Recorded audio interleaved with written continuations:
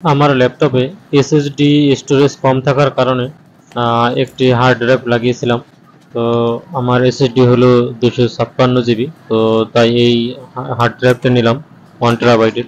তো এটা লাগানোর পরে খেয়াল করে দেখলাম এটা আমার পর্যাপ্ত পরিমাণ ব্যাটারি লস করে। তো এটার ভিতরে যেহেতু ডিস্ক সিস্টেম, তাই এটা সারাক্ষণ ঘুরতে থাকে, যার ফলে আমার ব্যাটারি ব্যাকআপ খুবই কম পাই। তাই এই হার্ড ড্রাইভটি আমি খুলে ফেলছি, মানে এটা পোর্টেবল সিস্টেম করব। তো চলুন দেখা যাক কিভাবে আমি পোর্টেবল সিস্টেমটা করি। তো আমাদের পার্সেলটি চলে আসছে। এবার আমরা এই প্যাকেটটি খুলে দেখব যে আমাদের পার্সেলটি সবকিছু ঠিকঠাক আছে কিনা। তো এটা আপনারা খুব সহজেই দারাজে পেয়ে যাবেন।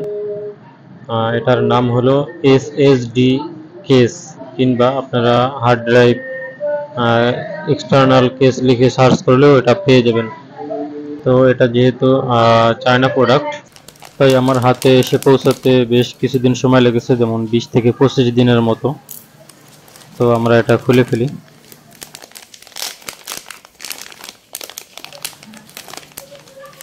প্রথমে বের হলো একটি ইউএসবি কেবল।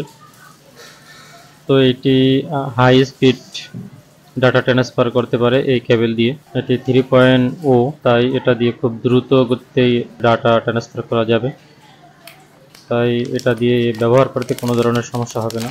আমি সাইডে রেখে দিয়ে তারপরে আমি কেসটা বের করি। এটাই হলো মূলত মূল কেস। তো সাথে আর কি কি দেওয়া আছে আমি একটু বের করে দেখি।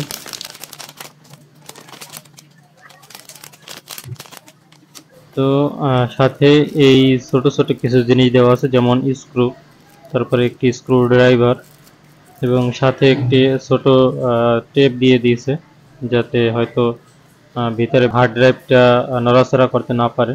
তো এই হলো ড্রাইভার, একদম লো কোয়ালিটি, হয়তো বা অন টাইম ব্যবহার করার জন্য দিয়েছে।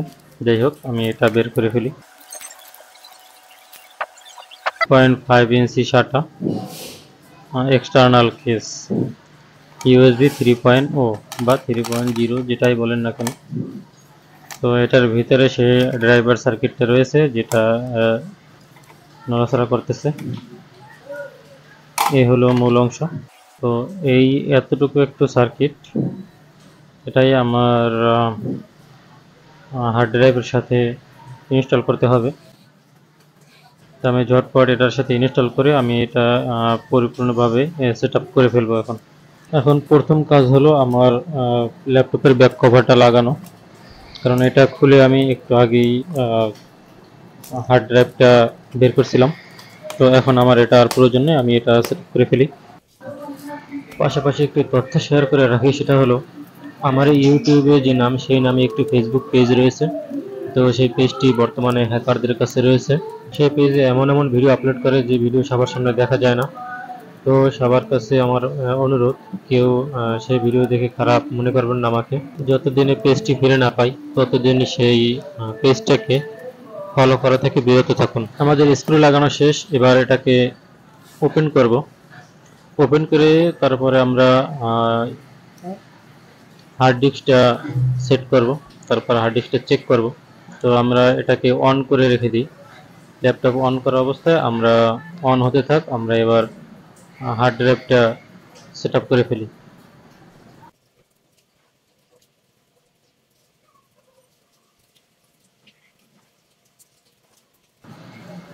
ওকে, আমাদের ল্যাপটপটা অন হয়ে গেছে। এবার আমরা হার্ড ড্রাইভটা চেক করব।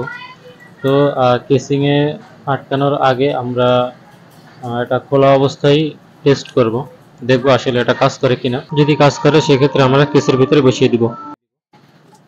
তো এটা আমাদের কানেক্ট হয়ে গেছে। এবার ইউএসবিটা বসাবো, ইউএসবি কেবলটা লাগাবো।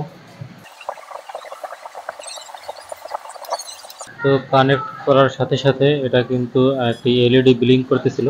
তো দেখেন, এটা কিন্তু ইউএসবিটা পেয়ে গেছে।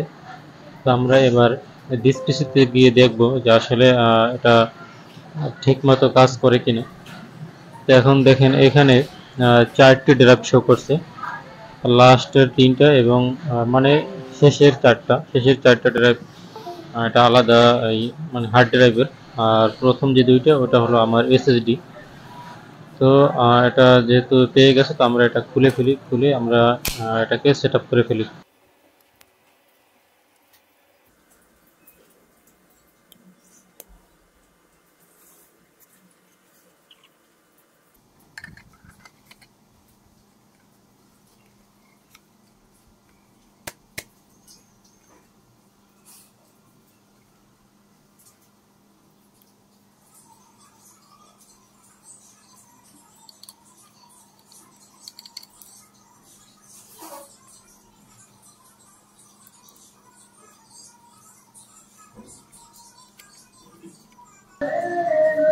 এখানে তারা যে স্ক্রুড্রাইভারটা দিয়েছে সেটা এটার সাথে কোনোভাবেই কাজ করে না। তো এটা চেঞ্জ করে আমি আমার মতো করে আমার যে স্টার ড্রাইভার আমি সেটা দিয়ে টেস্ট করলাম, সেটা দিয়েও কিন্তু আমি সফল হতে পারিনি, সেটাও কাজ করে না, সেটাও ধরে না, কারণ স্ক্রুটা খুবই ছোট। তো তাই সেটাও আমি বাদ দিয়ে দিলাম, আমার যে স্ক্রুড্রাইভার সেটাও বাদ দিয়ে দিলাম, কারণ এগুলো একটাও কাজ করে না। তো এবার নিলাম একটি কাটার, থ্রেড কাটার, দা যেটা আমরা সাধারণ সুতা কাটতে ব্যবহার করি, সেই কাটার দিয়ে আমি স্ক্রু দুটো টাইট দিয়ে দিলাম। তো আমার সব কিছু লাগানো কমপ্লিট। এবার আমি কম্পিউটারে কানেক্ট করেছি, দেখি এবার হার্ড ড্রাইভটা শো করতেছে কিনা। যদি আমরা আগেরবার টেস্ট করছি, তো আবারও আমরা টেস্ট করলাম, দেখি সবগুলো ড্রাইভই সুন্দরভাবে সাপোর্ট করেছে, কোনো ধরনের সমস্যা হয়নি। তো এটা দিয়ে আমি হাই স্পিডে ডাটা ট্রান্সফার করে দেখেছি, মোটামুটি ভালোভাবেই ডাটা ট্রান্সফার হয়। তো এটা যেহেতু 1 টেরাবাইট, তো আমি এখানে অনেক ডাটা আলাদাভাবে সেভ করে রেখে দিতে পারি, যাতে আমার কম্পিউটারের উপরে কোনো প্রেশার পড়ে না। তো আজ এই পর্যন্তই। সবাই ভালো থাকবেন, সুস্থ থাকবেন। আল্লাহ হাফেজ।